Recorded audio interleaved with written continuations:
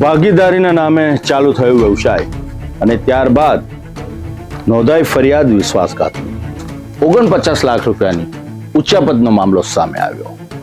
વિશ્વાસઘાત, ભાગીદારી, સંબંધો, લેવડ દેવડ અને સાથે સાથે ગુનાને અંજામ. રેસ્ટોરન્ટની અંદર નાણાકીય લેતી દેતી ની બાદમાં હિસાબોમાં 49 લાખ રૂપિયાની ઉચ્ચાપતની ઘટના સામે આવતા જ સુરત શહેરની ઇકો સેલની ટીમ એક્શનમાં આવી. ગુનો નોંધાયો ત્યારબાદ પોલીસે 2 આરોપીને દબોચી લીધા. હાલમાં પોલીસ દ્વારા કડક હાથે પૂછપરછ શરૂ કરવામાં આવી છે. પરંતુ ભાગીદારી જ્યારે થતી હોય ને તો સૌથી મહત્વની વાત આવે છે વિશ્વાસની. તો જ આ ભાગીદારી સફળ થતી હોય છે. કોઈની દાનત બધું જ ઘરે લઈ જવાની હશે તો ઉચ્ચાપતના મામલા સામે આવતા રહેશે.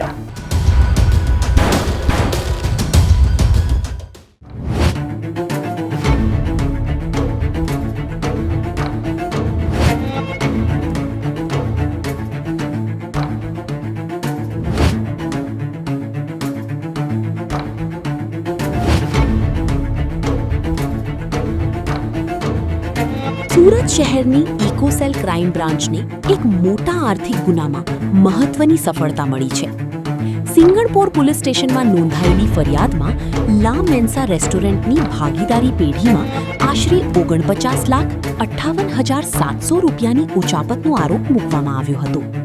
ફરિયાદ નોંધાતા જ ઇકોસેલ ક્રાઇમ બ્રાન્ચે તપાસનો દોર શરૂ કર્યો હતો.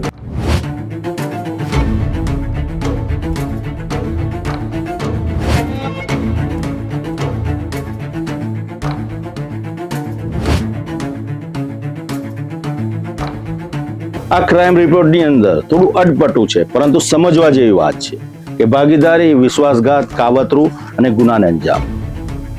રવિન્દ્ર કુમારની પોલીસે ધરપકડ કરીને કડક હાથે પૂછપરછ શરૂ કરતા ઘણી બધી ચોંકાવનારી વિગત બહાર આવી.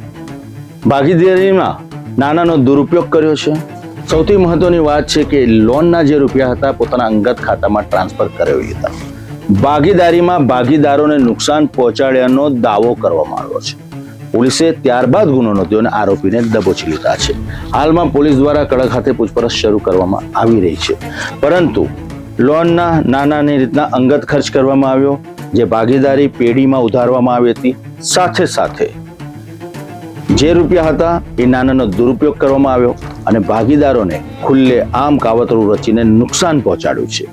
આ ગુનાની છનાવટ કરીને સુરતની ઇકોસેલે આરોપીને દબોચ્યા છે.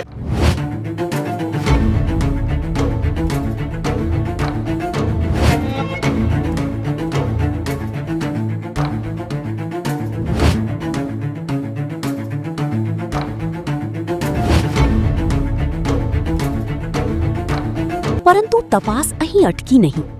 પોલીસના જણાવ્યા મુજબ બીજા આરોપી કેવલ પટેલ સાથે મળીને વધુ એક કાવતરું રચવામાં આવ્યું હતું. જમીનના ભાડા અને મિલકતના મુદ્દે ફરિયાદીની કાનૂની નોટિસ મોકલી મિલકત પર કબજો મેળવવાનો પ્રયાસ કરાયો હોવાનો આરોપ છે. આ સમગ્ર પ્રકરણમાં નાણાકીય ગેરરીતિ ઉપરાંત કાવતરાની પણ આશંકા વ્યક્ત કરવામાં આવી રહી છે.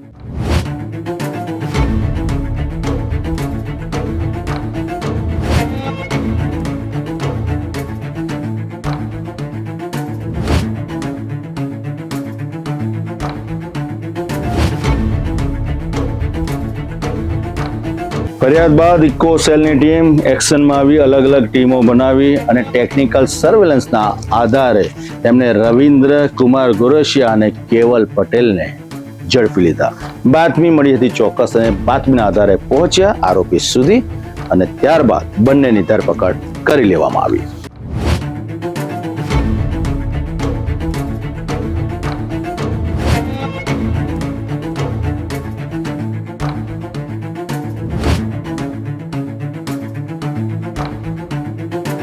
હાલ પોલીસે એક આરોપીના રિમાન્ડ પણ મેળવ્યા છે.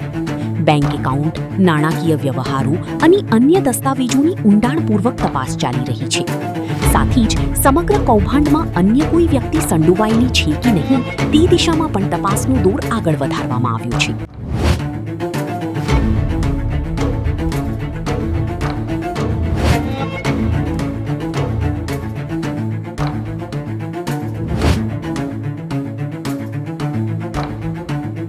સુરત શહેરમાં વ્યવસાય અનુસંધાને ઘણી વખત છેતરપિંડી અને વિશ્વાસઘાતના અવારનવાર બનાવો બનતા હોય છે.